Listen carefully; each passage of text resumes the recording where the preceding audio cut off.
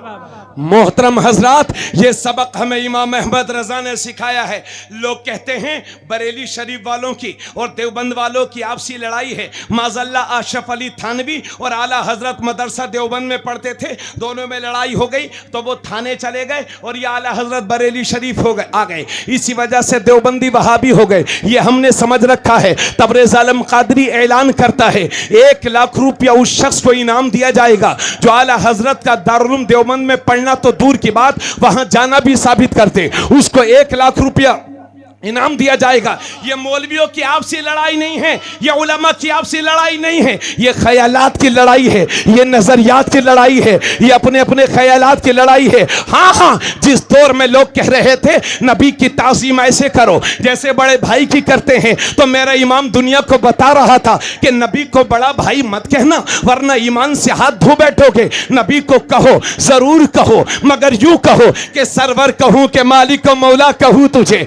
बागे खलील का गुले ज़ेबा कहूँ तुझे, तेरे तो बस बेतनाही से हैं बरी, हैरा हूँ मेरे आका मैं क्या क्या कहूँ तुझे। लेकिन रज़ा ने ख़त्म सुखन इस पे कर दिया कि खालिक का बंदा खल्क का आका कहूँ तुझे। जब ये कह रहे थे नबी का मिलाद हराम है, नबी के मिलाद को कन्हैया के जन्म से ताबीर किया, तो मेरा इमाम बोला हश्र तक डालेंगे हम पैदाइश मौला की धूम, मिसले फारिस नजद के किले गिराते जाएंगे, खाक हो जाएं अदू जलकर मगर हम तो रजा, दम में जब तक दम है जिक्र उनका सुनाते जाएंगे। जब इन्होंने कहा कि नबी को तो पीठ पीछे की खबर नहीं, तो मेरा इमाम बोला और कोई गैब क्या तुमसे निहा हो भला, जब ना खुदा ही छुपा तुम पे करोड़ों दुरूद। जब इन्होंने कहा या रसूल अल्लाह कहना हराम है, या रसूल अल्लाह कहने को शिर्क कहा, तो मेरा इमाम दुनिया को सिखा रहा था दुश्मने अहमद पे शिद्दत कीजिए, मुल्हिदों से क्या मुरब्बत कीजिए, गैस में जल जाएं बेदीनों के दिल,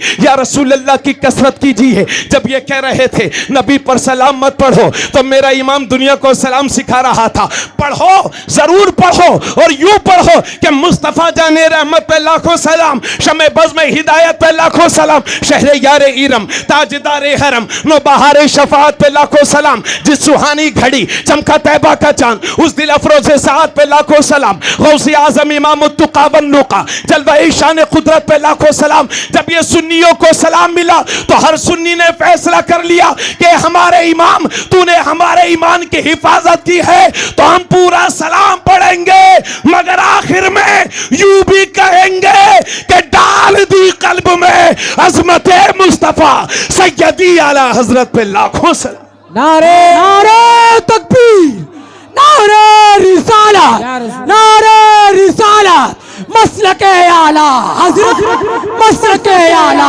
हजरत, मसलके आला हजरत, फैजाने आला हजरत, बस्ती बस्ती करिया करिया, बस्ती बस्ती करिया करिया, बरेली शरीफ का शेर, बरेली शरीफ का शेर, पूरी दुनिया का शेर, पूरी दुनिया का शेर, नारे रिसालत, नारे रिसालत। तो मेरे भाइयों, हाफिज जमाल साहब तशरीफ रखते हैं, ये पुरजमाल शख्सियत के मालिक हैं। इन्होंने कहा है अगर कोई साबित कर दे कि आला हजरत देवबंद में पढ़े हैं तो 1 लाख रुपया मेरी तरफ से रहेगा और 51,000 रुपए इनकी तरफ से। नारे तकबीर, नारे रिसालत, मसलके आला हजरत, खानदाने आला हजरत, मजहबे इस्लाम, मजहबे इस्लाम, ख्वाजा का हिंदुस्तान। क्या बात है बाबा। इमाम अहमद रजा एक सच्चाई का नाम है, सच्चाई का, जिसने 63 साल की उम्र में 1000 से ज्यादा किताबें लिखी उसे कहते हैं इमाम अहमद। सुभान अल्लाह, सुभान अल्लाह।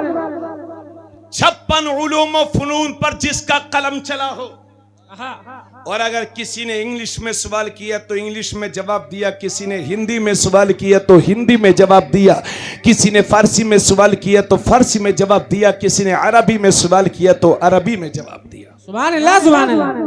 एक मजे की बात और बताएं आप लोगों को, आला हजरत ने जो 1000 किताबें लिखी है ना, उनमें से सिर्फ अभी 400 छपी है। ये जो जलवा है सिर्फ उन 400 किताबों का है। क्या बात है, क्या बात है। अगर सब सब छप जाती तो मेरी कौम बहुत आगे होती। इसलिए इमाम अहमद रजा से चिढ़ो मत, उन्हें पढ़ो पढ़ो। और जब नसबंदी के फतवे को देवबंद वालों ने तो बदल दिया था, आपको तो मालूम है। अल्लाह अल्लाह।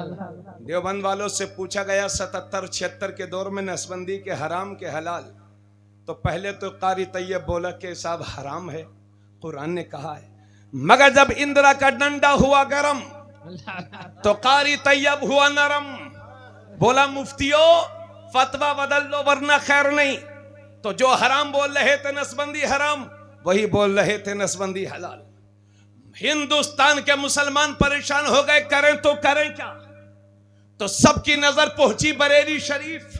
आला हजरत का बेटा 80 साल शेर मुफ्ती आजम, सुभान अल्लाह सुभान अल्लाह। उन्होंने फरमाया मुफ्तियों की टीम से कि जो जवाब दो तो वो कुरान और हदीस की रोशनी में देना। अगर कुरान और हदीस की रोशनी में जवाब देने पर अगर हमें हुकूमत हिंद बागी करार देती है तो करार देने दो, क्योंकि हम मुल्क की बगावत तो बर्दाश्त कर सकते हैं लेकिन शरीयत की बगावत बर्दाश्त नहीं कर सकते। नारे तकबीर, नारे रिसालत, मसलके आला हजरत, खानदाने आला हजरत, फैजाने मुफ्ती आज़म हिंद, खलीफे ताजुल शरिया, हक़ खिताबा। क्या बात है, वाह वाह वाह।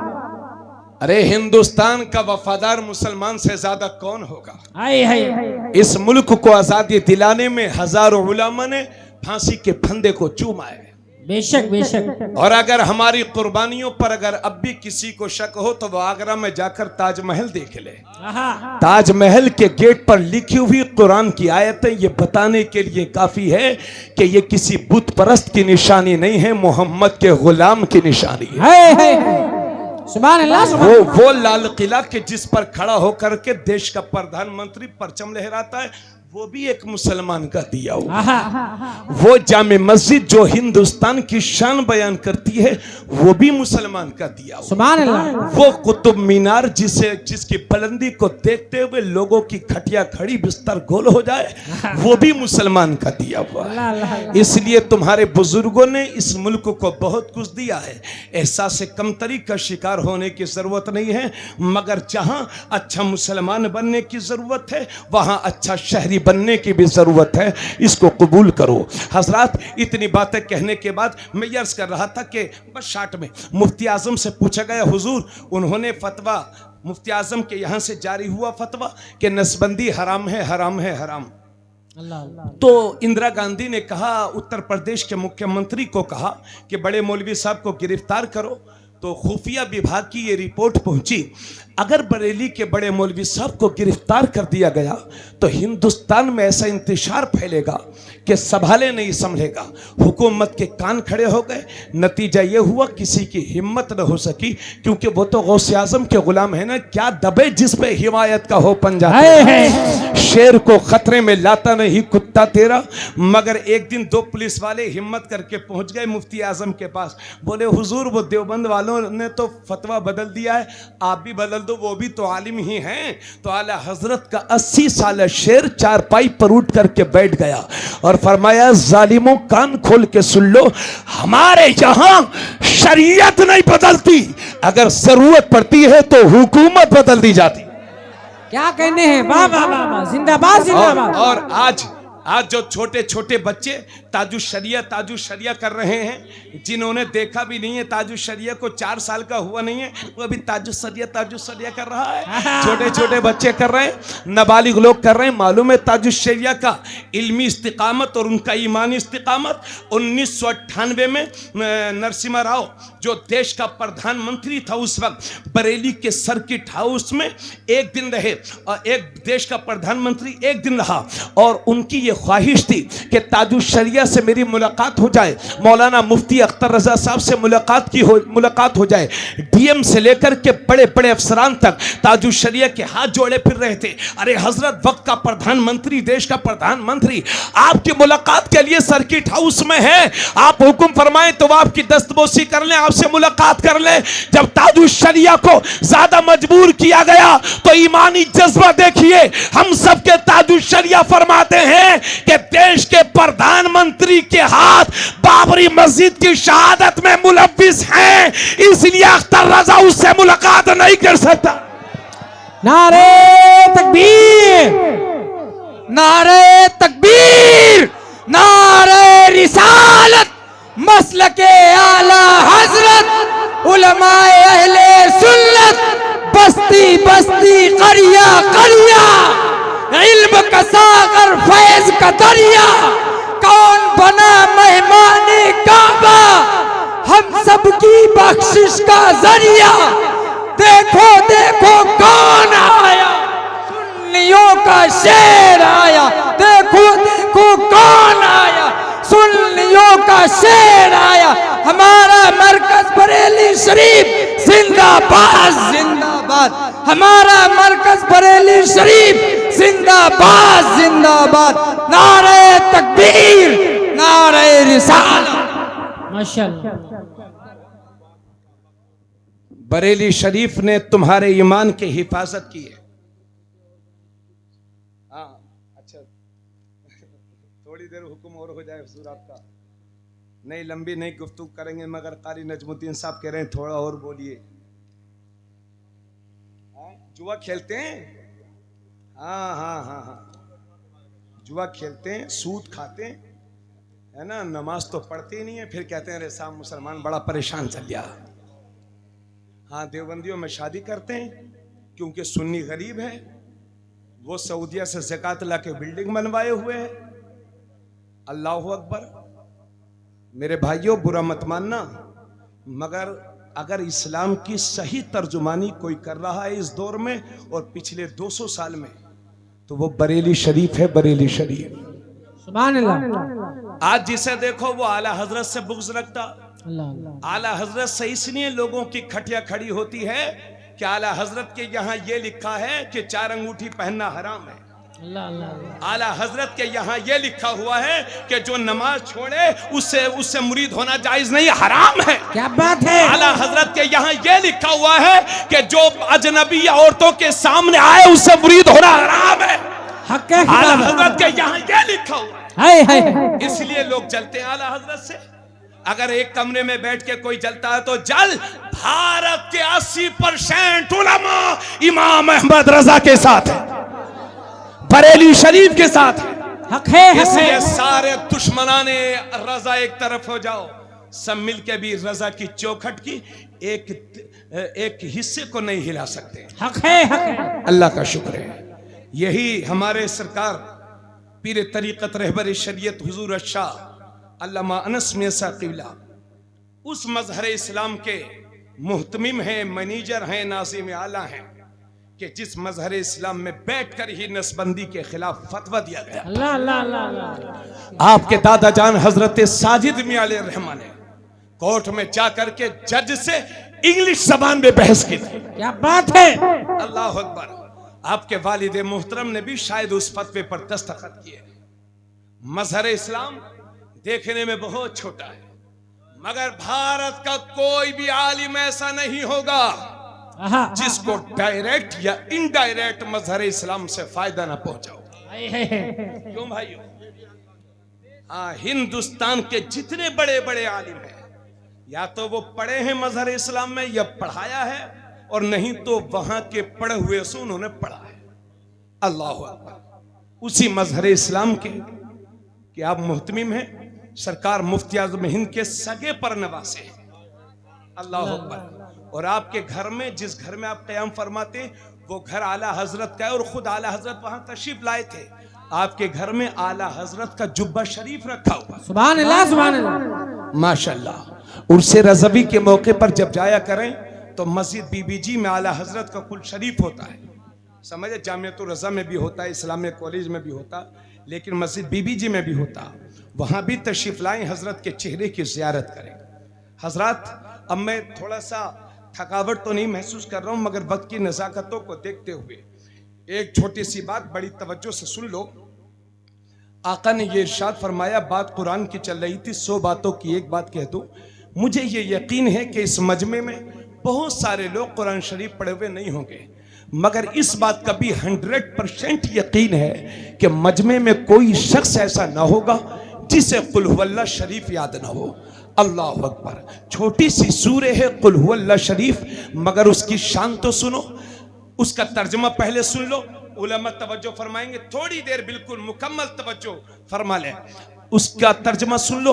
अल्लाह ने फरमाया, कुल हुवल्लाहु अहद, ए महबूब आप कह दो अल्लाह एक है, अल्लाहु समद, अल्लाह बेनियाज है, लम यलिद वलम यूलद, न वो किसी से पैदा न उससे कोई पैदा, वलम यकुल लहू कुफुवन अहद, और अल्लाह के बराबर कोई नहीं, अल्लाह की तरह कोई नहीं, अल्लाह के मिसल कोई नहीं। ये इस सूरे का तर्जमा हो गया, मगर शान सुनोगे इसकी, सुभान अल्लाह। एक बार मेरे नबी खड़े हुए हैं, एक सहाबी हुजूर के सामने पढ़ते हैं, कुल हुवल्लाहु अहद अल्लाहु समद लम यलिद वलम यूलद वलम यकुल लहू कुफुवन अहद। जब नबी ने सुना तो फरमाया, वजबत वजबत वजबत, वाजिब हो गई वाजिब हो गई वाजिब हो गई। हजरत अबू हुरैरा वहीं खड़े थे, अर्ज करते हैं, या रसूल अल्लाह मा वजबत, या रसूल अल्लाह क्या वाजिब हो गई? आका ने फरमाया, जिसने कुल हुवल्लाह पढ़ा उसके लिए जन्नत वाजिब हो गई। सुभान अल्लाह सुभान अल्लाह। जिसने कुल हुवल्लाह पढ़ा उसके लिए जन्नत वाजिब हो गई।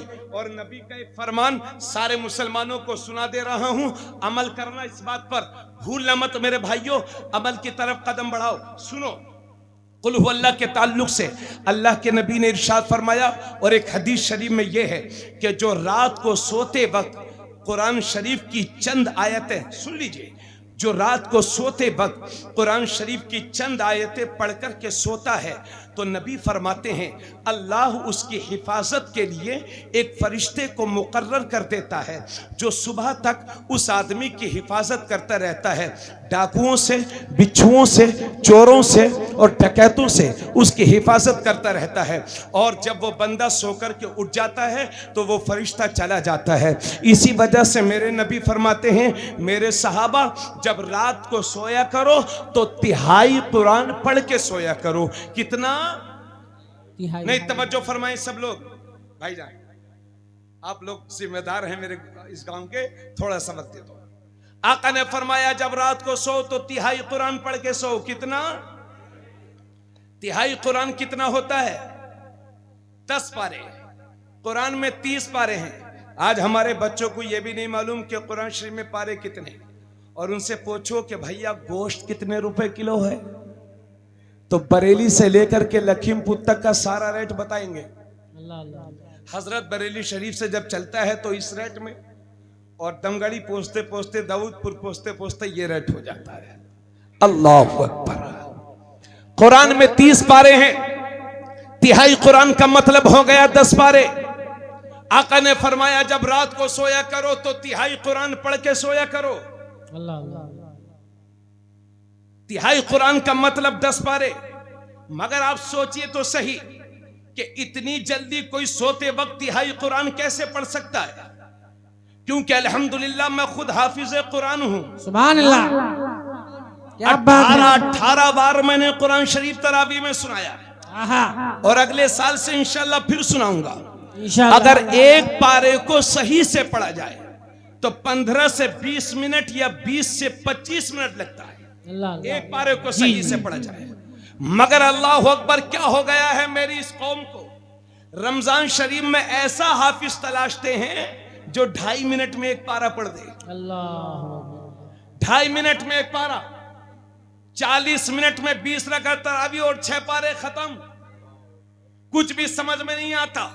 और ये कौम इतनी सीधी है मेरी, सुबह को जब उठते हैं तो कहते हो फो, अरे साहब हाफिज क्या है? बिल्कुल एरोप्लेन है,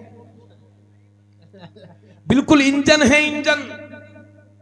राजधानी एक्सप्रेस है। हाफिज क्या है? राजधानी एक्सप्रेस। अल्लाह अकबर। अब मैं धीरे धीरे तकरीर कर रहा हूं, आप सुन रहे हैं, बातें समझ में आ रही होंगी। अगर मैं तेज तेज करने लगूं तो आप कहेंगे मौलाना रहने दो। जो तकरीर समझ में ना आए वो तकरीर किस बात की? तो मैं अर्ज करना चाहता हूं, जो कुरान समझ में ना आए वो तरावी किस बात की? मेरे नबी ने फरमाया था, मेरे उम्मतियों जब कुरान पढ़ा करो तो रोया करो, क्या बात है, आंसू बहाया करो, और अगर रोना ना तो हो तो रोने जैसी शक्ल ही बना दिया करो, अल्लाह अल्लाह अल्लाह। रोने जैसा मुंह ही बना दिया करो। कुरान पढ़ो तो रोया करो। हजरत दातागंज बख्श लाहौरी की बारगाह में एक शख्स हाजिर हुआ, बोला हुजूर कुरान पढ़ के रोना भी ना आता हो, रोने जैसी शक्ल भी ना बनती हो, तब किया जाए? तो हजरत ने फरमाया उस आदमी को चाहिए कि अपनी किस्मत पे रोए, क्योंकि इतना सख्त दिल हो गया है कि कुरान पढ़ करके भी उसको रोना नहीं आता। इसी वजह से मेरे नबी फरमाते हैं कि बहुत सारे लोग कुरान पढ़ते भी हैं, सुनते भी हैं, मगर कुरान ऐसे लोगों पर लानत भेजता है, लानत। नहीं यार मजा नहीं आ रहा आप लोगों का, मैं खत्म कर रहा हूं, तभी 5 मिनट में खत्म कर रहा हूं। लीजिए, पढ़ो नहीं, करो, हाँ करो, तकरीर करो, तवज्जो फरमाएं।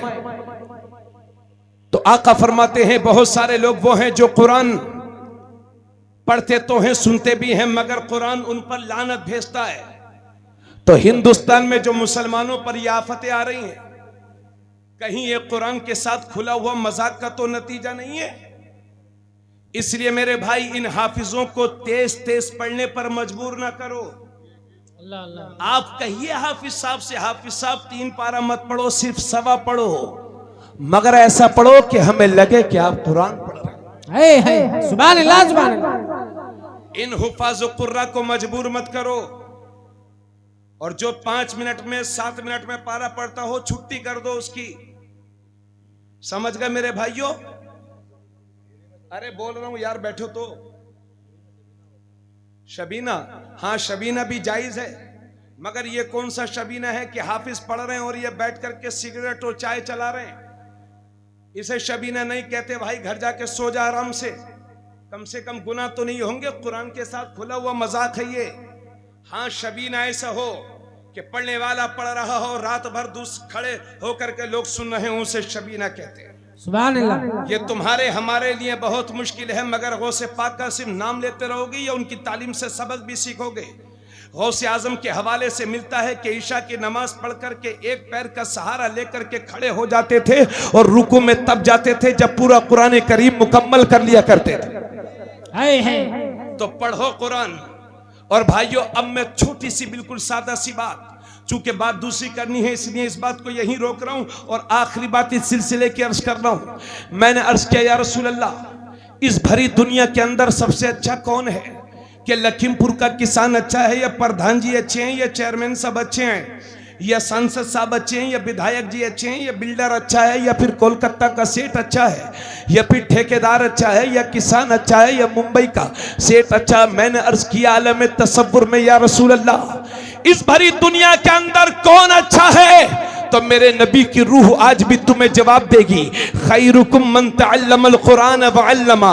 ये लोगों, तुम में से सबसे अच्छा इंसान वो है जो खुद कुरान पढ़े और दूसरों को पढ़ाए, जो कुरान सीखे और दूसरों को सिखाए। नारे तकबीर, जोर से नारे रिसाला, मसलके आला हजरत, फैजाने आला हजरत, खानदाने आला हजरत, ये जैसे कुरान, फैजाने कुरान, खतीबे हिंदुस्तान। वाह वाह। अब मैं आपसे कहना चाहता हूं, आपने लाखों लाख रुपए की जमीनें खरीद ली होंगी, शादियां की होंगी, तो उसमें हजारों हजार रुपया आपने खर्च किए होंगे, लाखों लाख। लेकिन मैं पूछना चाहता हूं, आपने अब तक की जिंदगी में कुरान के लिए क्या किया है? क्या किया है कुरान के लिए आपने और हमने? और यह भी सच्ची बात है कि कुरान फसीह व बलीग अरबी में है। ये उलमा और हम जैसे लोग ही कुरान को पूरा नहीं समझ पाते, तो आप क्या समझेंगे? हम लोगों तो सही से उर्दू बोलना और समझना भी नहीं आती, तो कुरान तो फसीह व बलीग अरबी में है, कैसे समझेंगे? तो पूरी उम्मत परेशान है, कुरान को समझे तो कैसे। और ये भी याद रखें, कुरान की तिलावत को जो मुकम्मल सवाब मिलता है वो उसी को मिलता है जो समझ के पढ़े। बेशक बेशक। अब ये हमारे बस का है नहीं, क्योंकि हम लोग तो देहाती बोलते हैं, कुरान है फसीह बलीग अरबी में। कैसे समझेंगे हम कुरान। तो उम्मत की इस परेशानी को हल किया है इमाम अहमद रजा खान ने। अगर समझना चाहते हो कुरान तो पढ़ा करो कंजुल ईमान। जिंदाबाद जिंदाबाद। कंजुल ईमान, कंजुल ईमान ये कुरान आला हजरत ने उर्दू में कुरान का तर्जमा किया है। सुभान अल्लाह। सुन रहे हो भाइयों, सुन रहे हो आप लोग। उस कहीं कहीं जलसे में ऐसा होता है, कहीं कहीं जलसे में मुकर्रिर ज्यादा आ जाते हैं तो लोग नारा लगाते हैं। जलसे में ऐसे ही हुआ कि मौलाना बहुत थे, 1 बजे मौलाना आए, तारिफ भाई ने नारा लगाया, नारे तकबीर। 2 बजे, 3 बजे, 3:30 बजे वाले मौलाना आए तो वो सबसे अच्छे आराम सर ने नारा लगाया, नारे तकबीर। तो एक आदमी दूर बैठ के बोला, हाय तकदीर, अल्लाह जाने कितने मौलाना इकट्ठा कर रखे हैं। गुड न्यूज फॉर यू, मैं आखिरी सेकंड लास्ट खतीब हूं। मेरे बाद अल्लामा शाही साहब की कुछ गुफ्तगू होगी, इसलिए दिल की तख्ती पर लिख लो मेरी बहनों और भाइयों। कुरान शरीफ का आला हजरत ने उर्दू में तर्जमा किया है, जिसे कहते हैं कंजुल ईमान। एक काम करो आप लोग, अपनी जिंदगी में आपने कुरान की कुछ खिदमत की है या नहीं की मुझे नहीं मालूम, लेकिन मुझे लगता नहीं किसी ने की होगी। एक काम करो, कम से कम 10 कंजुल ईमान, सलमान भाई 10 कंजुल ईमान हदिया करा के अपने घर रख लो। और मोहल्ले में किसी की शादी हो, रिश्तेदारों में किसी की शादी हो, चाहे अमीर हो चाहे गरीब, तो एक कंजुल ईमान कुरान शरीफ लेकर के पहुंच जाओ और कहो ये हमारी बहन के लिए या हमारी बेटी के लिए हमारी तरफ से तोहफा कबूल फरमाए। क्या बात है, क्या बात है। हम और आप तो कब्र में चले जाएंगे, लेकिन जब तक कुरान शरीफ को पढ़ा जाता रहेगा हमारी रूहों को उसका सवाब मिलता रहेगा। माशाअल्लाह, वाह वाह वाह वाह। इसलिए मेरे भाइयों, बरेली शरीफ जाया करो तो सिर्फ इलायची दाने मत लाया करो, समोसा और रसगुल्ले सिर्फ इसी का नाम सुन्नियत नहीं है। 2-4 कंजुल ईमान खरीद हदिया करा के लाओ अपने मोहल्ले में, माँ बहनों को दो। 400-500 रुपये का हदिया हो जाता है जी। 5000 रुपये खर्च करेंगे, 10 कंजुल ईमान हदिया करा के लाएंगे। तो इस काम को करेंगे आप इंशाअल्लाह। अरे थोड़ा हाथ उठा के यार, मुसलमानों वाली बोली बोलो, कहिए इंशाअल्लाह। अब एक बात और सुन लो साफ साफ, मैं अगर बात को तूल दूं तो मकसद हल नहीं होगा। आला हजरत ने पहले तो वहाबियों को खत लिखा कि तुम्हारी ये गलती है। अशरफ अली थानवी को समझाते रहे मगर नहीं माना, तो आला हजरत ने वहाबियों के खिलाफ कुफ्र का फतवा दिया और फरमाया, मन शक्क फी कुफ्री ही व अज़ाबी ही फ़क़त कफर। जो इन वहाबियों के कुफ्र में शक करे वो खुद काफिर है, वो दीन इस्लाम से खारिज है। ये हो ही नहीं सकता कि दिल में इश्क़े रसूल भी रहे और गद्दारी रसूल भी रहे। मेरे दोस्तों, इन वहाबियों ने दीन को कल भी बहुत नुकसान पहुंचाया था, आज भी बहुत पहुंचाया है। जरूरी नहीं है कि करोड़पति के घर में तुम्हारी बेटियों को सुकून मिले। सुन्नी सही उल अकीदा देख करके अपनी बहन बेटियों की शादी करो। और आखिर में यह अर्ज कर रहा हूं कि भारी तादाद में मेरी बहनें भी तशरीफ लाई हैं। मुल्क में मसला चल रहा है हिजाब का। मैंने पूरे हिंदुस्तान के हर उस शहर में तकरीरें की हैं कि जिसमें लोग अल्हम्दुलिल्लाह उर्दू समझते और बोलते हैं। मैं नेपाल के बहुत सारे हिस्सों में गया हूं। मैंने जायजा लेने की कोशिश की कि मुसलमान इतना परेशान क्यों है, मुसलमान तबाही और बर्बादी के दहाने पर क्यों जा रहा है। तो मेरे सामने 2 वजह जाहिर हुई। पहली वजह यह, मुसलमानों की नाख्वानदगी की बढ़ती हुई शरह यानी जिहालत। सच्चर कमेटी की रिपोर्ट ये बताती है कि 2.5% से भी कम पढ़े लिखे हैं मुसलमानों में। अल्लाह अकबर।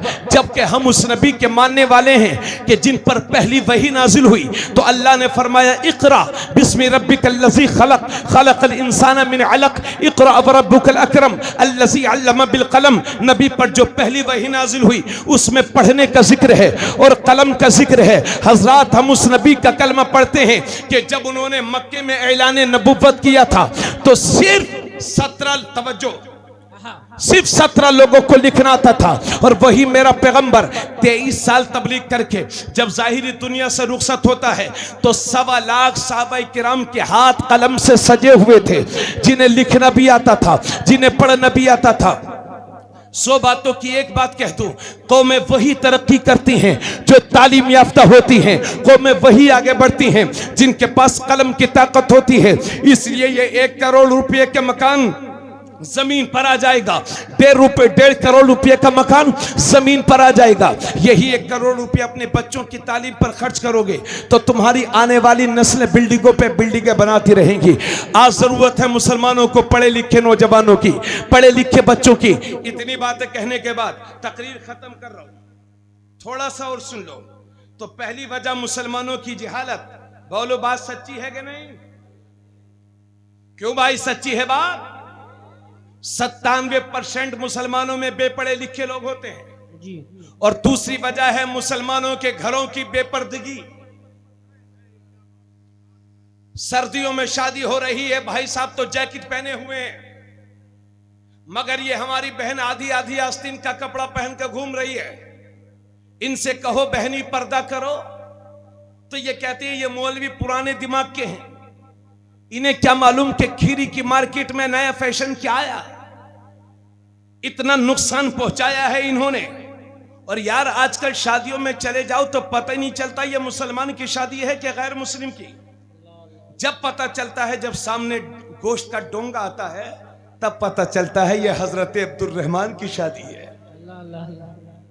ऐसा ही है ना? 60 साल की औरतें लिपस्टिक और लाली लगा करके पोते नवासे हो गए, मगर ये बुढ़िया जो है, माफ करना मुझे मेरी बहन, मगर सच्चाई ये है, ये अपनी हया और पर्दे की धज्जियां उड़ा रही हैं। यही वजह है कि पूरे कर्नाटक में हिजाब पर पाबंदी लग गई। और इंडिया मीडिया, हमारी बदअमली की वजह से इंडिया मीडिया उछाल रही है और मीडिया ये कह रही है ये हिजाब, ये पर्दा, ये मुसलमानों का हिंदुस्तान में आपसी कल्चर है, कुरान में इसका कोई जिक्र नहीं है। तो इंडिया की जो बहरी मीडिया है जिसे समझ में नहीं आता वो भी सुन ले। 7 बार कुरान में हिजाब का जिक्र है। कितनी बार? 7 बार। कितनी बार?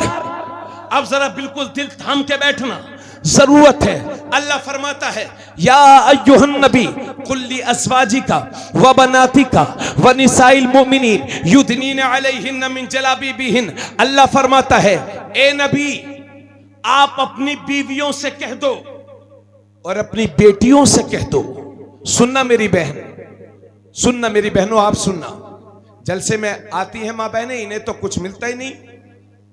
सुनो मेरी बहन, अल्लाह फरमाता है, गौर से सुन लीजिए इसको, फिर मत कहना कि मौलाना लोग अपनी जिम्मेदारी नहीं निभाते हैं। उंगलियां मत उठाना उलमा पर, अर्ज कर रहा हूं, कबूल कर लेना इसको। अल्लाह फरमाता है ए नबी कुल्ली अज़वाजिका, आप अपनी बीवियों से कह दो, व बनातिका, और अपनी बेटियों से कह दो, व निसाइल मोमिनीन, और मुसलमानों की औरतों से कह दो, युदनीन अलैहिन मिन जलाबिबिहिन, कि अगर किसी जरूरत से घर से बाहर निकला करें तो पर्दा कर लिया करें, पर्दा कर लिया करें, चेहरे पर चादर डाल लिया करें। मेरे भाइयों, कुरान और हदीस में कहीं बुर्का नहीं आया है, अल्लाह अल्लाह, हिजाब आया है। हिजाब यानी पर्दा। अब पर्दा चाहे चादर के जरिए से हो, पुराने हिंदुस्तान में औरतें ऐसा बुर्का पहनती थी आज से 50 साल पहले कि बाल तक दिखाई नहीं देता था। मगर अल्लाह अकबर, आजकल की औरतें बुर्का भी ऐसे पहनती हैं कि ना देखने वाला भी देखे। जिस जिस्म के आज़ा अलग ही दिखाई देते हैं, अपने जिस्म के हिस्सों की नुमाइश करती फिरती हैं आजकल की औरतें, और इस नियत से पर्दा नहीं करती कि लोग हमें न देखें, बल्कि इस नियत से करती हैं ताकि लोग हमें खूब देखें। ये मजाक नहीं कर रहा हूं आपसे, मगर ये सच्चाई है। और सुन मेरी बहन और भाइयों सुनो, अब इसका यह मतलब नहीं है कि बुर्का तो पहन लिया, पर्दा भी लगा लिया, हिजाब कर लिया, मगर आंखों से आंखें मिला रही हैं अजनबी लड़कों के साथ, अजनबी मर्दों के साथ, है ना। और बाज मुसलमानों की तो खोपड़ी ही खराब हो गई। जेब में 2 रुपया आ गया तो जानते हो वो क्या कहते हैं? वो कहते हैं साहब दिल का पर्दा होता है, आंखों का पर्दा थोड़ी होता। बोलो ऐसी कहते हैं ना, बोलो यार, बोलो साहब, बोलो। दिल का पर्दा होता है, आंखों का पर्दा थोड़ी होता। तो जिस मॉडर्न मुसलमान को अगर कुरान की तालीम मालूम नहीं है तो वो कान खोल के सुन ले। लोग कहते हैं साहब दिल अच्छा होना चाहिए, आंखों का पर्दा नहीं होता। अरे ये झूठ है, झूठ। पहले आंख बहकती है तब दिल बहकता है। हक है, हक है। पहले आंख से आंख मिलती है तब दिल बहकता है। और सुनो, जब निगाह भटकती है तो खटक पैदा होती है, और जब खटक पैदा होती है तो सोच जन्म लेती है, और जब सोच जन्म लेती है तो शहवत का गलबा होता है, और जब शहवत का गलबा होता है तो इरादे जन्म लेते हैं, और जब इरादे जन्म लेते हैं तो इंसान का कदम जिना की तरफ बढ़ता है। जिना से नस्लें खराब होती हैं, जिना से नसब खराब होते हैं। अल्लाह के नबी फरमाते हीन यज़नी ज़ानी ला यज़नी वहुवा मोमिन। ज़ानी जिस वक्त जिना करता है वो मोमिन नहीं रहता। इंसान जब जिना करता है तो मालूम है ईमान ऊपर रुक जाता है, ऊपर चला जाता है। मौला अली फरमाते हैं ज़ानी के रिस्क में कमी होती है, ज़ानी गरीब हो जाता है। और धोखे में मत रहना, ये मत समझना कि हमारी बहन बेटियां तो घर में रहती हैं, ताले में बंद रहती हैं। सुन ले, ये हमारे उलमा ने लिखा है कि जिना एक कर्ज है, कर्ज। अगर तुमने किसी की बेटी या बहन की इज्जत को लूटा है और जिना किया है तो तुम्हारी बहन बेटियों के साथ भी कोई जिना करेगा। अल्लाह अल्लाह अल्लाह। इसको भूलना मत, धोखे में मत रहना। एक कर्ज है, कर्ज जो चुकाया जाएगा। इसलिए अपनी बेटियों की इज्जतों की हिफाजत चाहते हो तो खुद किसी दूसरी की बेटी को हाथ मत लगाना, किसी की बहन को हाथ मत लगाना, क्योंकि ज़ानी का अंजाम अच्छा नहीं होता। और सुनो मेरे भाई, तो जिना की पहली सीढ़ी है बदनिगाही। बोलो यार, पहले आंख ही तो बहकती है, उसे आप लोग बोलते हैं आंख मारना, ऐसी है ना। तभी तो इश्किया कहानी शुरू होती हैं, तभी तो आत्महत्या होती हैं, तभी तो बेटियां बिल्डिंगों से गिर करके मरती हैं, तभी तो नहरों में डूबती हैं। तो ये जिना और प्यार और लव जिसको आप कहते हैं उसकी पहली सीढ़ी है बदनिगाही। इसलिए कुरान ने बदनिगाही से मना किया। पढ़ो सूरे नूर आयत नंबर 31 पारा नंबर 18। अल्लाह ने फरमाया वकुल्लिल मोमिनात यगदुदन मिन अबसारिहिन्न वयहफज़न फुरूजहुन्न वला युब्दीन ज़ीनतहुन्न इल्ला मा ज़हरा मिन्हा वलयज़रिबन बिखुमुरिहिन्न अला जुयूबिहिन्न। सुभान अल्लाह, माशाअल्लाह। जरा जोर से बोलो। अल्लाह ने फरमाया ए नबी, आप इन मुसलमान औरतों से कह दो कि अपनी निगाहें नीची रखा करें। सुन नहीं रहे आप लोग? इतना अहम बयान भी नहीं सुनेंगे। यग़दुदन मिन अबसारिहिन्ना, अल्लाह फरमाता है ए नबी आप औरतों से कह दो अपनी निगाहों को नीची रखें।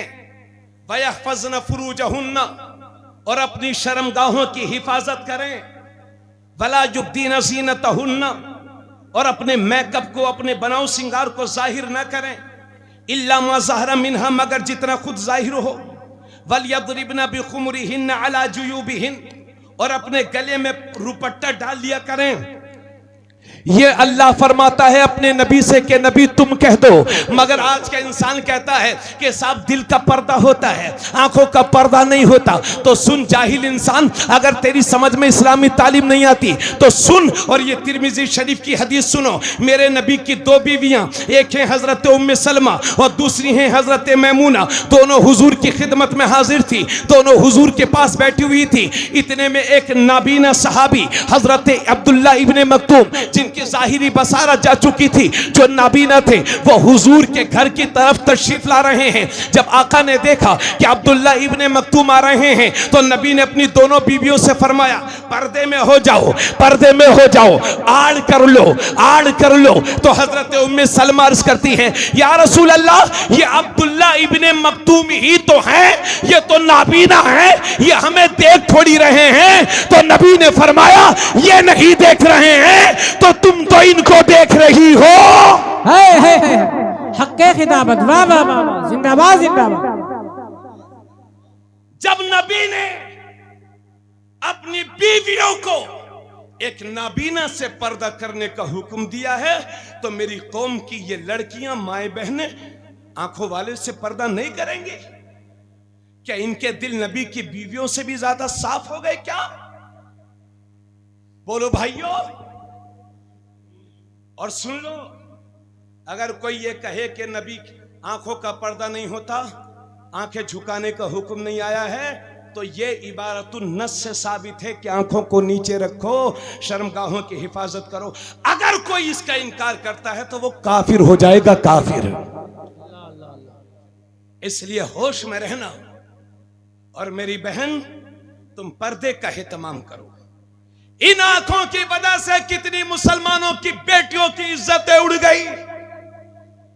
और यह भी सच्चाई है कि जिनके चेहरों को कभी कभी सूरज देखता था, घर में रहती थी वो लड़कियां, मगर इस मोबाइल ने ऐसा कर दिया कि एक बार निकली तो पूरे खानदान की इज्जत लेके निकली। अल्लाह अल्लाह। इसलिए बालिग बेटियों को ये मोबाइल बिला जरूरत के मत दिया करो, समझ गए जी? होशियारी से काम लो। और मेरी बहन, अपने बाप की इज्जत का ख्याल रख। अगर एक बार तेरे कदम तेरे घर से निकल गए तो पूरी जिंदगी घुट घुट के जियोगी, दोबारा कभी इज्जत ना पा सकोगी। इसलिए मेरी बहन, तू अजनबी मर्दों की तरफ निगाही मत करना ताकि तेरा दिल ना बहके। और सिर्फ ऐसा नहीं है कि औरतों से कह दिया निगाहें नीची रखें और ये मर्द लोग छुट्टा सांड बने घूमे। और माफ करना मुझे, मैं तो रामपुर का हूं, ठेठ उत्तर प्रदेशी हूं। मर्दों से ज्यादा और निगाहें औरतों से ज्यादा निगाहें मर्दों की भटकती हैं। इसलिए आयत नंबर 30-31 में औरतों के लिए हुक्म है पर्दा करें, और आयत नंबर 30 में मर्दों के लिए हुक्म है। क्या हुक्म है? अल्लाह फरमाता है वकुल लिल मुमिनीन यगुद्दू मिन अबसारिहिम वयहफजू फुरूजहुम। अल्लाह फरमाता है, ए नबी, आप मुसलमान मर्दों से कह दो कि अपनी निगाहें नीची रखें, अल्लाह अल्लाह, और अपनी शर्मगाहों की हिफाजत करें। ए नबी, आप मुसलमान मर्दों से कह दो। निगाहें नीची रखने का यह मतलब नहीं है कि दाऊदपुर से सुंदरपुर को रोड पर जा रहे हैं और निगाहें नीची करके जा रहे हैं। ऐसा मत करना भाइयों, वरना कोई आपकी मोटरसाइकिल को टक्कर मार देगा, कहीं कहीं खंती में नाली में गिर जाओगे, शहादत का मर्तबा मिल जाएगा। इसलिए ऐसा मत करना। हुक्म शरा यह है कि वहां ना देखो जहां देखना जायज ना हो, अपनी निगाहों को नीची रखो। मालूम है, बाज बुढ़े दूसरे धर्म के क्या कहते हैं? दिल का पर्दा होता है, आंखों का पर्दा नहीं होता। मगर एक बात ईमानदारी से कह दूं, सुनोगे आप लोग? बुरा तो नहीं मानोगे? अल्लाह की कसम बता रहा हूं, मैंने ऐसे ऐसे बुढ़ों को देखा है कि मुंह में आंत नहीं और पेट में आंत नहीं और मुंह में दांत नहीं, मगर कोई औरत सामने पड़ जाए तो जब तक घूरते हैं जब तक वो निगाहों से ओझल नहीं हो जाती। उसके बाद कहते हैं दिल का पर्दा होता है, आंखों का पर्दा थोड़ी होता है। ये धोखा है, धोखा। हजरत अली नबी के साथ में है, सुन रहे हो? एक औरत गुजरी, हजरत अली की निगाह पड़ गई उस पर। हजरत अली ने निगाहों को नीचे कर लिया। बस खत्म करो सलमान भाई। उसके बाद हजरत अली दोबारा देखने लगे उस औरत की तरफ, तो नबी ने हजरत अली के दोनों कंधे पकड़े और रुख को फेर करके बोले, अली जो तुम्हारी निगाह पहली बार पड़ी थी वो माफ है, और दूसरी निगाह जो तुमने डाली जिसे तकना बोलते हैं वो गुनाह है। तो किसी अजनबी औरत पर जो पहली निगाह पड़ जाए वो माफ, लेकिन उसके बाद फिर उसको तकते रहना, देखते रहना, ये गुनाह है, गुनाह है, गुनाह। इसलिए मेरी भाइयों, मेरे भाइयों, अपनी निगाहों की हिफाजत करो। और सिर्फ ऐसा नहीं है कि मुसलमानों की लड़कियों बहनों को ना देखो, बल्कि चाहे हिंदू की बेटी हो, चाहे ईसाई की बेटी हो, चाहे यहूदी की बेटी हो, चाहे किसी भी कौम की बेटी हो, किसी भी कास्ट की बेटी हो, उसकी तरफ बदनीयती के साथ मत देखना, उसे घूर घूर के मत देखना। अगर सच्चा मुसलमान है ना, नबी का आशिक है, अल्लाह का सच्चा बंदा है, तो हर कौम की बेटी को किसी भी अजनबी औरत की तरफ निगाह उठा के मत देखना। और मेरे भाइयों, अजीब आलम हो गया है मुसलमानों में, और ये मेरी बहनें क्या पर्दा करेंगी? सीखो नबी की सहाबिया से। नबी की एक सहाबिया हैं, उनका नाम है उम्मे खल्लाद, और उनका जवान बेटा जंग में शहीद हो चुका था। सुन लो बिल्कुल आखिरी बात, दिल की तख्ती पे लिख लो, इंशाअल्लाह असर करेगी दिलों पर। उम्मे खल्लाद नाम है उस सहाबिया का, उनका जवान बेटा शहीद हो गया था, और वो पूरे पर्दे के साथ हुजूर से मसला पूछने गई थी, अपने बेटे के बारे में पूछने गई थी। सहाबियां हैं, उनका बेटा जंग में शहीद हुआ और वो पर्दे के साथ थी, मुकम्मल एहतमाम के साथ थी। हजरात, आज हमारे घरों में मैयत होती है तो औरतों को यही पता नहीं रहता कि सर ढका है कि नहीं, बाल खुले हुए हैं, सीना खुला हुआ है, बेटी उधर रो रही है, पोती उधर रो रही है, नवासी उधर रो रही है, हाय हाय मचाई हुई है, इनको अपने पर्दे का भी ख्याल नहीं रहता। मगर सुन मेरी बहन, हजरत उम्मे खल्लाद हैं, उनका जवान बेटा गज़बे में शहीद हो गया, और उम्मे खल्लाद अपने बेटे के ताल्लुक से एक मसला पूछने हुजूर की बारगाह में गई। तो सहाबा ने देखा कि इतने पर्दे के एहतमाम के साथ हैं, तो सहाबा कहते हैं, ए उम्मे खल्लाद, तेरे जवान बेटे की लाश पड़ी हुई है, तेरे बेटे की लाश पड़ी हुई है, और तूने इस हालत में भी पर्दे का एहतमाम कर रखा है, तुमने इस हालत में भी इतना हिजाब का एहतमाम कर रखा है। तो उम्मे खल्लाद कहती हैं, ए मेरे नबी के सहाबा सुनो, उम्मे खल्लाद ने बेटा ही तो खोया है, हया थोड़ी खोई है। नारे तकबीर, नारे रिसालत, मसलके आला हजरत, खानदाने आला हजरत, इस्लाहे मुआशिरा कॉन्फ्रेंस, जश्ने दस्तारबंदी, खतीबे हिंदुस्तान। वाह वाह वाह वाह, सुभान अल्लाह। मैं बेटियों की तालीम का मुखालिफ नहीं हूं, सुन लो, मगर जितना औरतों का तालीम याफ्ता होना जरूरी है, उससे भी ज्यादा तरबियत याफ्ता होना जरूरी है। बेशक बेशक। समझ गए भाइयों?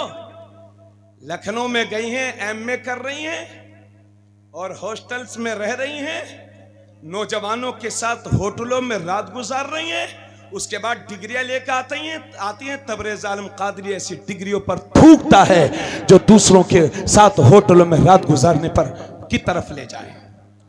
इसलिए आपकी बेटी तालीम याफ्ता हो या ना, लेकिन तरबियत याफ्ता होना बहुत जरूरी है। माओं का अच्छा होना बहुत जरूरी है, क्योंकि जब माएं अच्छी होती हैं तभी जमाने में सुधार पैदा होता है, तभी जमाने में समाज में इस्लाह होती है। हजरात, क्योंकि जब माँ अच्छी होती है तभी तो बेटा भी अच्छा होता है। क्या आपने सुना नहीं था कि गौसे आजम के नाना ने उनके वालिद से फरमाया था, एक मेरी लड़की के साथ निकाह कर ले, और जब वो अंधी है, बहरी है, और उसके बाद गूंगी है, उसके बाद उन गौसे पाक के नाना जान फरमाते हैं, मेरी बेटी को मैंने नबी ने इसलिए कहा था कि शरीयत के खिलाफ मेरी बेटी जब से बड़ी हुई है आज तक मेरी बेटी ने किसी ना महरम को देखा नहीं है। मैंने अपनी बेटी को बहरी इसलिए कहा था कि शरीयत के खिलाफ मेरी बेटी ने एक जुमला नहीं सुना है। मैंने अपनी बेटी को लंगड़ी इसलिए कहा था कि मेरी बेटी का कदम शरीयत के खिलाफ नहीं उठा है। तो सुन लो मेरे भाई, जब माएं नेक होती हैं तो बेटा भी नेक होता है, माँ जब नमाजी होती है तो बेटा भी नमाजी होता है। बच्चों का सबसे पहला स्कूल और मदरसा माँ की गोद है, अगर वहां से तरबियत अच्छी हो गई तो पूरी जिंदगी बेहतर होगी। ए मेरी बहन, आज उम्मत मुस्लिमा को तेरे सपोर्ट की जरूरत है, क्योंकि जब माएँ नेक होती हैं तभी तो बेटा भी नेक होता है। माँ जब नमाजी होती है तो बेटा भी नमाजी होता है। और क्लियर सुन लो, माँ जब कायदा होती है तो बेटा बरेली का खालिद मिल्लत होता है। माँ जब साजिदा होती है तो बेटा मेरा पीर मुर्शिद सरकार ताजुश शरिया होता है। माँ जब आबिदा होती है तो बेटा मुफ्ती आजम होता है। माँ जब शब्जिंदादार होती है तो बेटा आला हजरत होता है। माँ जब साबिरा होती है तो बेटा कलियर का साबिर पिया होता है। माँ जब पारसा होती है तो बेटा दिल्ली का निजामुद्दीन होता है। माँ जब मुत्तकिया होती है तो बेटा किचोचा का मखदूम होता है। माँ जब सैयदा होती है तो बेटा गरीब नवाज होता है। माँ जब उम्मुल खैर होती है तो बेटा गौसे आजम होता है। और माँ जब फातिमा होती है तो बेटा हुसैन होता है। नारे तकबीर, नारे रिसाला, मसलके आला हजरत, खानदाने आला हजरत, फैजाने इमाम हुसैन, फैजाने पंजतने पाक। क्या कहने, वाह वाह। मेरी बहन, तुम उस सैयदा फातिमा ज़हरा की कनीज हो कि जिसने मौत के वक्त वसीयत की थी कि मेरे जनाजे को रात में निकालना, दिन में मत निकालना, कहीं किसी अजनबी की निगाह मेरे जनाजे पर न पड़ जाए। तुम उस सैयदा फातिमा ज़हरा की कनीज हो। इसलिए, और जो इस्लाम बाजार में जाने की इजाजत नहीं देता, वो इस्लाम इन औरतों को मजार शरीफ पर जाने की इजाजत कैसे देगा? औरतों का मजार शरीफ पर जाना हराम है, हराम। समझ गए? 100 बातों की एक बात। इसलिए आज से अज़्म मुसम्मम कर लो। और मेरी बहन, आपके दमगड़ी मैं कुछ और मांगने के लिए नहीं, मगर तबरेज़ आलम कादरी तुम्हारी तरफ ये तौलिया फैला करके तुमसे हया और पर्दा और हिजाब की भीख मांगता है। मेरी बहन, लाज रख ले। आज उम्मत को तेरी गोद से पले हुए बेहतर अफराद चाहिए। अल्हम्दुलिल्लाह, मेरी माँ 37 साल मेरे वालिद के साथ रही, मगर घर से 1.5 किलोमीटर मेरी माँ का हमारा खेत है। सिर्फ एक बार मेरे वालिद मोहतरम के साथ पर्दे के साथ खेत देखने के लिए गई थी। जब उनका विसाल हुआ तो गांव की एक बेवा कह रही थी कि मैंने गांव की सारी औरतों को देखा है, लेकिन मौलाना साहब की माँ को मैं न देख सकी। अल्हम्दुलिल्लाह, मेरी माँ ने 3 बहन हमारी, 2 भाई, हजरत गवाह हैं।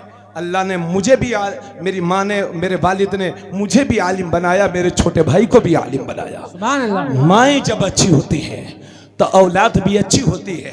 जरा जरा सी बात में इन औरतों को खेत में मत ले जाया करो। समझे? मजदूरी करवाते फिर तो इनसे गलत बात है। खुद हिम्मत करो, मेहनत करो। गरीबी की जिंदगी कोई बुरी जिंदगी नहीं है, मगर बेपर्दगी की जिंदगी बुरी जिंदगी है। इसलिए मेरी बहन, ये आधी आधी आस्तीन के कपड़े पहनना छोड़ दो। और बाज औरतों की आदत इतनी खराब होती है कि पूरे गांव में इलेक्शन लड़ाई फिरती है। वार्ड मेंबर आधा इलेक्शन तो औरतें लड़ाती हैं। ये हराम है, हराम। सुन मेरी बहन, इलेक्शन लड़ाना ये तेरा काम नहीं है। तू हमारे घर की जीनत है। दुनिया इस्लाम के पीछे पड़ी हुई है। हिजाब से दिक्कत क्या है दुनिया को? भाई, कानों से सुना जाता है, मुंह से बोला जाता है, आंखों से देखा जाता है। हिजाब से परेशानी क्या है दुनिया को? मगर दुनिया तुम्हारी बेटियों को नंगे सर देखना चाहती है। दुनिया तुम्हारी बेटियों को बेपर्दा देखना चाहती है। और याद रखना, भूलना मत, हर अच्छी चीज पर पर्दा होता है। काबा बहुत कीमती है, इसीलिए गिलाफ चढ़ा हुआ है, उस पर पर्दा है। कुरान शरीफ को जुज़दान में रखा जाता है क्योंकि काबिल एहतराम है। सोने को डिब्बे में रखा जाता है और हर किसी को दिखाया भी नहीं जाता क्योंकि बहुत कीमती होता है। तो मेरी बहन, तुम हमारे लिए बहुत कीमती हो, इस्लाम के लिए बहुत कीमती हो, इसलिए इस्लाम ने तुम्हें पर्दे में रखा। और अगर दुनिया को पर्दे से परेशानी है तो मैंने बरेली शरीफ में भी कहा था, यहां भी बोल रहा हूं, अगर पर्दे से परेशानी है तो फिर पूरी दुनिया की औरतों का जायजा ले लो। जो मॉडर्न रहती हैं उनका जायजा लो, और जो पर्दे में रहती हैं उनका जायजा लो, है ना? कौन ज्यादा बहकी हुई हैं, किन की जिंदगी ज्यादा बर्बाद है, कौन ज्यादा जिना करती हैं, कौन गुनाहों में डूबी हुई हैं। अगर नतीजा हमारे हक में आए तो तबरेज़ आलम कादरी कहता है कि पूरी दुनिया की औरतों को हिजाब उड़ा दो ताकि दुनिया की हर माँ बहन की बेटी, हर माँ बहन बेटी की इज्जत महफूज हो जाए। और अगर नतीजा तुम्हारे हक में आए, माज़अल्लाह आएगा नहीं, मगर मान लो अगर नतीजा तुम्हारे हक में आए तो तुम्हारी बेपर्दगी तुम्हें मुबारक, हमारा पर्दा मैं मुबारक। वाह वाह वाह वाह। तुम्हारे घरों की ये शान है, शान समझे। बस में भेज के अजमेर शरीफ भेज देते हो यार मर्दों के साथ आप लोग, बहुत गलत बात है। बाज रहिए इससे, सिर्फ तकरीरें मत कराइए, अमल भी करिए। औरतों का मजार शरीफ पर जाना हराम है, हराम, समझ गए। आप जाइए मजार शरीफ पर। इसलिए मेरे साथ हाथों को उठा करके सब लोग वादा करें, हाथों को उठाएं और मेरे साथ वादा करें। हाथों को उठाइए। अभी रैलियां खत्म हुई हैं, उसका असर तो नहीं है आप लोगों पर। बोलिए इंशाअल्लाह हम अपने घरों में पर्दे का एहतमाम करेंगे। इंशाअल्लाह हम अपनी बहन बेटियों को पर्दे में रहने का हुक्म करेंगे। हम इंशाअल्लाह अपनी बेटियों को, बहनों को, माओं को पर्दे में रखेंगे इंशाअल्लाह। अल्लाह सलामत रखे। इसको कबूल कर लेना मेरी बहन। कहीं भी जाना अगर बहुत ज्यादा सख्त जरूरत हो तो पर्दे के साथ जाना, चेहरा ढक के जाना, लिबास पूरा जिस्म ढक के जाना और निगाहें नीचे रख के जाना मेरी बहन। इसको तो लाजमी पकड़ ले। फिर देख, मैं मानता हूं तेरे पेट से कोई हुसैन नहीं पैदा हो सकता, मगर यह भी मानता हूं कि गुलाम हुसैन जरूर पैदा हो सकता है, जरूर पैदा हो सकता है। हजरत अल्लाह सलामत रखे। बरेली शरीफ से आला हजरत मुफ्ती आजम के औलाद। मैंने हिंदुस्तान में मदरसे बहुत देखे हैं साहब, और मोहतमिम लोगों को भी बहुत देखा है। यहाँ पर कुछ लोग सदर साहब, सेक्रेटरी साहब होंगे। जहीर भाई आप क्या हैं? हाँ, नाइब सदर हैं खीरी से जहीर भाई। मोहतमिम साहब ये भी हैं। मगर सुनो भाइयों, मैं कसम लेकर के कहता हूं इस बात को, मैंने अब तक की मालूमात के मुताबिक, सलमान भाई, अब तक की जिंदगी में अगर सबसे अच्छा कोई मोहतमिम देखा है तो वह हजरत अल्लामा अशाह अनस रजा साहब की बिला। सुभान अल्लाह, सुभान अल्लाह। मैं 15-15 दिन तकरीरें करने बाहर जाता था और मोहतमिम साहब होते तो जलन के मारे या तो वही रहते या मैं रहता, मगर हजरत ने कभी शिकवा शिकायत, बल्कि ये ख्वाहिश रही है हजरत की कि मदरसे के लिए भी आप प्रचार भी करें और जो हो सके, चूंकि आदमी जहां रहता है वहां करना चाहिए, समझ गए। मजहर इस्लाम बहुत बड़ा मदरसा है, लेकिन अब आपसे ये भी दरख्वास्त करूंगा कि जो कोई इस वक्त किसी से मुरीद ना हो, हजरत वाला अशाह अल्लामा अनस रज़ा साहब एक सच्चे पीर हैं, बरेलवी पीर हैं, गौसे आजम के सच्चे गुलाम हैं। इसलिए जो किसी से मुरीद ना हो वो हजरत के हाथों में हाथ दे करके गौसे आजम तक पहुंच जाए, और जो किसी से मुरीद हो वो तालिब हो जाए। और एक बात साथ में और, मुरीद बाद में होना है, उससे पहले एक काम और करें। दारुल उलूम मजहर इस्लाम पिछले 85 साल से उम्मत मुस्लिमा की खिदमत कर रहा है। आप लोग ये सोचते होंगे करोड़ों रुपया होगा मजहर इस्लाम पर, तो ऐसा नहीं है, ये भूल हो गई आपको, है ना। आप लोगों में से कोई साहब ऐसे नहीं होंगे कि 100 रुपये की रसीद भी कटाई हो। तो रमजान शरीफ का मुकद्दस महीना आ रहा है, हजरत रसीदें लेके बाहर नहीं घूमते, और हजरत से हम अर्ज करेंगे कि आपकी शान भी नहीं है ये, हम आपके गुलाम हैं। इसलिए मजहर इस्लाम आपका मरकजी मदरसा है। उस मदरसे के लिए बरेली शरीफ में रमजान शरीफ में ताबुन पेश करें, और मौलाना इमरान साहब जो आपके लखीमपुर खीरी के हैं उनके हाथों में दें। मदरसे का अकाउंट नंबर है उनके, उसमें भेज सकते हैं, वरना इसी वक्त आप जो चाहें 100, 50, 500, 1000 मदरसा दारुल उलूम के लिए। हजरत ने मुझसे नहीं कहा है, अल्लाह की कसम मैं कह रहा हूं, अल्लाह की कसम मुझसे हजरत ने किसी तरह का कोई हुक्म नहीं फरमाया है, लेकिन मैं खुद मदरसे का मैंने ताना खाया है। इसलिए मदरसा दारुल उलूम मजहर इस्लाम के लिए आप हजरत ताउन पेश कर दें, अल्लाह आपसे खुश होगा। मुफ्ती आजम का लाइए, मेरे पास लाइए, माशाअल्लाह। क्या नाम है भैया? मेहताब भाई ने 1000 रुपया, अगर कोई 10 रुपए भी देगा तो मैं कबूल करूंगा। नहीं नहीं ठीक है, हजरत नाराज हो रहे हैं, लेकिन मैं आपसे फिर कहूंगा आप ताउन कर दो, जल्दी से ले आओ, बात खत्म करो। अच्छा चलिए ठीक है, कोई साहब देना चाहते हैं तो मौलाना इमरान साहब को समझे, बाद में दे देंगे लाके या मुझे दे